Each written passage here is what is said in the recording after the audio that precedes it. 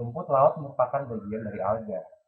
Nah, alga sendiri pada tahun 1883 oleh Ullers dimasukkan ke dalam divisi Talophyta. Talophyta merupakan jenis tumbuhan di mana akar, batang, dan daunnya tidak dapat dibedakan dengan jelas. Tubuhnya hanya berbentuk seperti batang, sehingga dikatakan sebagai talus.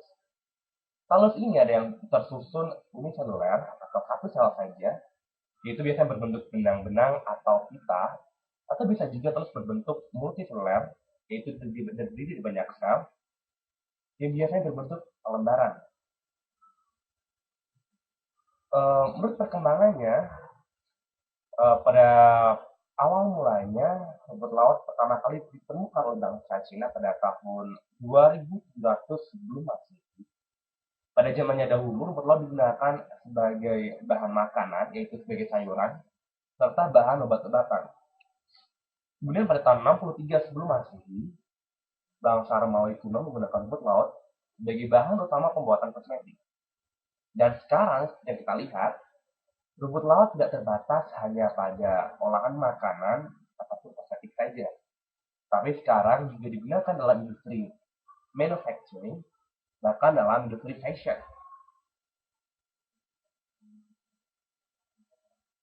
Rumput laut termasuk kelompok tumbuhan alga yang berukuran besar atau makroalga. Dalam artian, dapat terlihat dengan mata biasa tanpa alat pembesar. Dan rumput laut juga bersifat dentik atau tumbuh menancap atau menempel pada suatu substrat di perairan laut.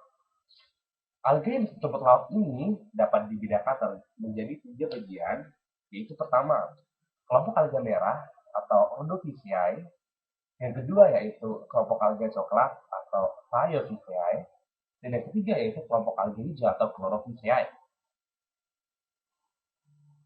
Percetakan talus pada rumput laut ada yang dichotomous, yaitu bercabang dua terus menerus. Ada juga yang berbentuk pectinate atau berderet-deret searah pada satu sisi talus saja. Kemudian ada juga berbentuk pinnate, yaitu bercabang dua-dua pada sepanjang talus utama secara berselang-seling.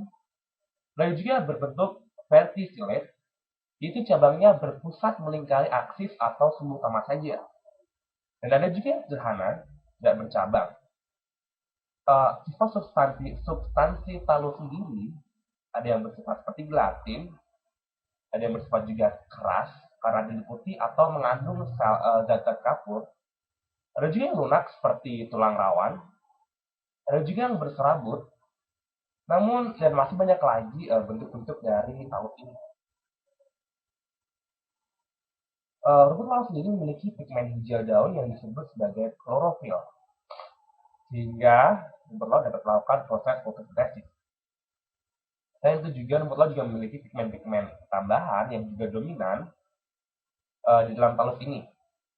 Di dalam rumput laut, pigmen yang ada antara lain pigmen berwarna hijau tadi, klorofil, kemudian karotin, yaitu pigmen berwarna keemasan, dan juga phycoerythrin, yaitu pigmen berwarna merah.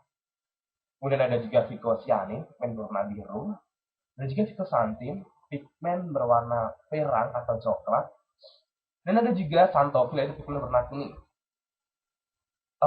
Pigmen-pigmen tadi juga digunakan untuk membedakan kelas dari masing-masing rumput laut tersebut. Kemudian pada tanaman rumput laut dikenal 3 macam pola reproduksi, yaitu reproduksi secara generatif atau seksual, kemudian secara vegetatif atau aseksual, dan secara produktif atau dengan potongan talus atau kita sebut sebagai seks. Reproduksi seksual pada rumput laut pada umumnya berlangsung secara anisogami dan oogami, yang mana keduanya lazim disebut sebagai heterogami. Pada rumput laut, gamet-gametnya dihasilkan oleh organ-organ khusus gametani yang terdiri dari 2 macam, yaitu spermatania atau arteridium yang menghasilkan sperma, dan oogonium atau archegonium yang menghasilkan sel telur betina.